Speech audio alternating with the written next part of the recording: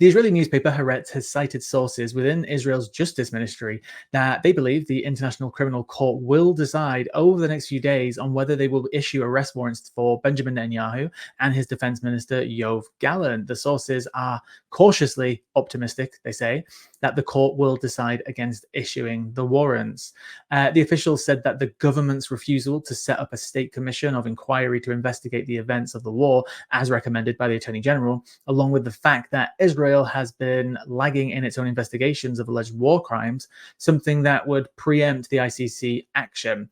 And it will strengthen the likelihood that the court will accept the Chief Prosecutor Karim Khan's request for the warrants. Nevertheless, they added the court recently received 26 legal opinions supporting Israel from other countries, organizations, and academics, and this bolsters their chances that it will reject the warrants. The officials said that they expect the court to issue its decision within days, or at the most, some weeks. We can hope that Benjamin Netanyahu and his genocidal allies will get the arrest warrants issued to them by the court. But speaking of the genocide, speaking of the genocide and Benjamin Netanyahu, have you also seen this clip going viral?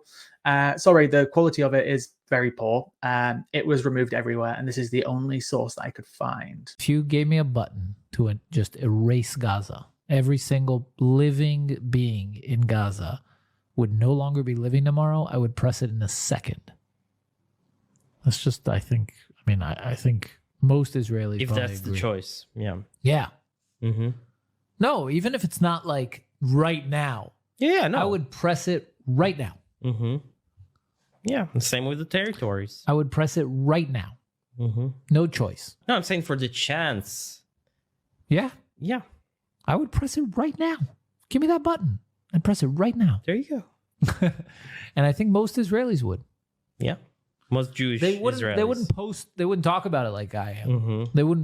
They wouldn't say I pressed it. Yeah. But they would. They don't have balls of steel like you. They would, but they would press it, right? Like if they were in a closet alone, they wouldn't even hesitate. Mm-hmm. Someone came to them and said, "No one will know. You press this, all the Palestinians are gone." So you might maybe think that that's a clip from Israel of two guys speaking, and they might just be, fringe characters, like a more Nigel Farage or just some, crazy right-wing extremists, but they're not. This was a clip from a video podcast called Two Nice Jewish Boys. And the hosts, Noah Mengiger, sorry, bad pronunciation, and Eitan Weinstein, one of whom actually worked for Prime Minister Benjamin Netanyahu and the Likud party for years. These aren't just fringe, crazy far-right people who just want to, just say, oh, let's just kill the Palestinians. This is something that I've sadly heard too many times, actually, from people from Israel. Too many clips. We have the heritage minister back in November saying that we should nuke Gaza. Very recently, we had Smotrich, the finance minister for Israel, saying that it would be moral and justifiable to starve Gazans. So this isn't new rhetoric, but still, every time you see it, it is still quite shocking. So they've since edited the clip to remove this moment, but I'm left wondering how calling for the genocide of 5 million Palestinians is not against YouTube terms and conditions and Spotify and, all the other places that they have a platform. It's pretty awful because they edited the clip, but the clip is still now out there. So I don't understand how these people can remain to be platformed after this. But, if you took that situation and replaced the word, Gazans or people living in the West Bank or Palestinians with the word Jew or Jewish, you would probably be immediately deplatformed and permanently banned from all social media. So why do they still have a platform? I don't know. I almost read this as Haaretz reporting that they had a source in the ICC that they were not going to issue the arrest warrants. But then after I reread it, it's basically just saying they're cautiously optimistic and it's actually not indicative of any actual result. So what are your thoughts? I mean, this is going, I think, to make or break the ICC, like this case of Netanyahu, and that's how I view it. I think the ICC has long been under quite a bit of scrutiny, given the way that they've dealt with previous cases in the past. But this, I think, is a move that could really leave the ICC badly scorched if they don't do anything to alleviate the suffering of Gazans, as Israel really continues its genocide. This is a catastrophic humanitarian crisis. It's killing thousands of civilians, just in crazy rates. So the way I view the ICC is I do look at them through this lens of skepticism because of their absolute failings in the past since 2002, since they've been established. But yeah, they could definitely be badly scorched with this. So I'm keeping a close eye on them. I am also cautiously optimistic, but can you actually remain optimistic with the ICC when they haven't fulfilled their obligations as much as they should have done?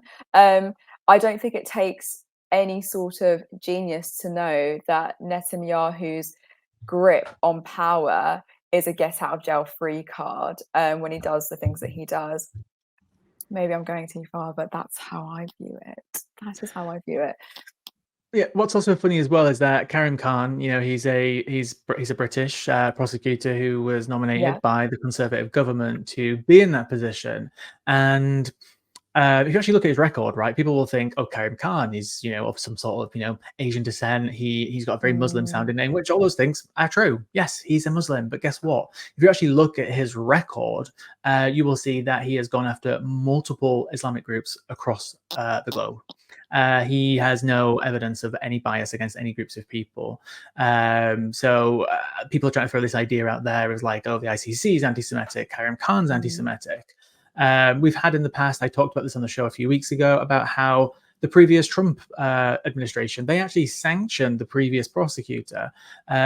Just today, Karim Khan actually commented on something while he was in Japan, saying that he's receiving lots of threats from Israelis, from Russians as well, because obviously he's involved in the arrest warrants for Vladimir Putin and the other woman, I can't remember her name, who also has a Russian arrest warrant out for her.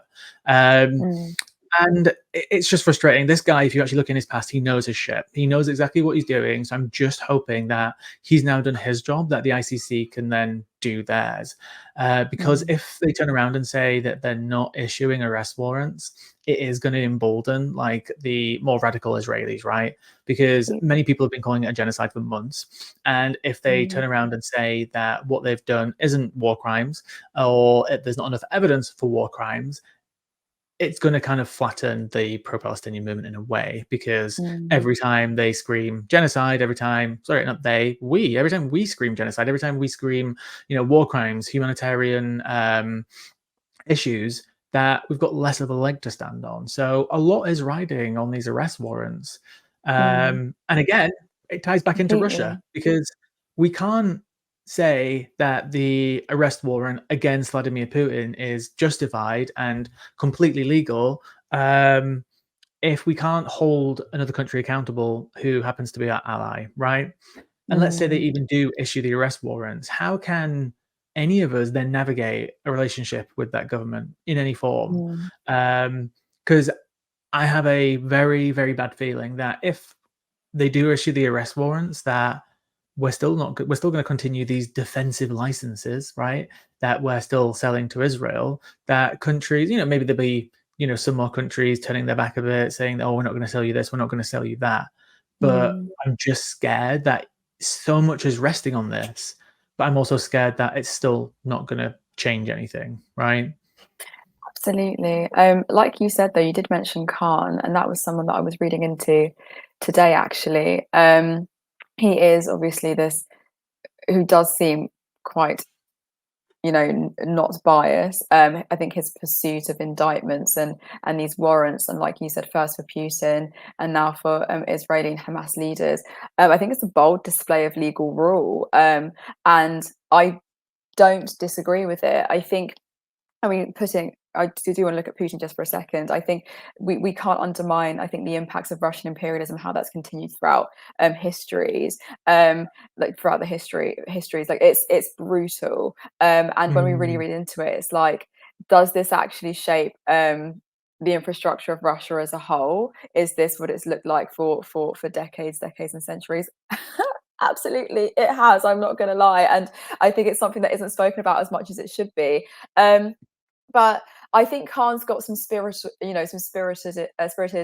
judicial idealism as an ICC prosecutor who isn't only targeting like the legal transgressions in Africa, but I think he is showing a very, very non-biased perspective. But again, I have to really really read this closely as it develops more, because this cautious optimism isn't enough for me to say, okay, I feel assured in the fact that the ICC is going to hold Netanyahu to account, and that I will feel assured that actually Gazans won't be suffering at the expenses that they're suffering at. So yeah, I'm going to be looking at it through a lens of complete criticism, because can any opposition turn this mass discontent into political power? I'm not sure. We'll see. Yeah, absolutely. And if we want to, the history of Russia and Ukraine and Israel and Palestine is completely different. But put that aside, let's put the parallels together and tie it in with the ICC. Is that Putin is, it's imperialism what he's trying to do. He wants to, take back Ukraine, and we all know that he basically wants to bring back all the Soviet territories, right? So because of his actions, we issued an ICC arrest warrant for him because he was so obviously guilty. So now a lot of people will use the term colonial when it comes to Gaza, West Bank, and East Jerusalem, which technically are true. But if their ultimate goal is to completely own that land and ethnically cleanse those people, that is then imperialist, right? So how can we turn around and say that Vladimir Putin, under international law that we helped create and that we're signed up to, absolutely deserves his arrest warrant, but then a state which has illegally occupied Gaza, the West Bank, and East Jerusalem illegally for 50 years, since 1967, who just very recently had an ICJ ruling against them, saying that what they're doing is akin to apartheid, that their policies are illegal under so many levels of international law, but then turn around and not give those leaders in Israel the same justice. I don't know. It would be such a level of hypocrisy, and it will dilute any international law that we can throw to say how much better we are than Vladimir Putin. Patreon.com, Turn Left Media. Support independent media. Support social justice that's there on social media. Thank you. Turn Left.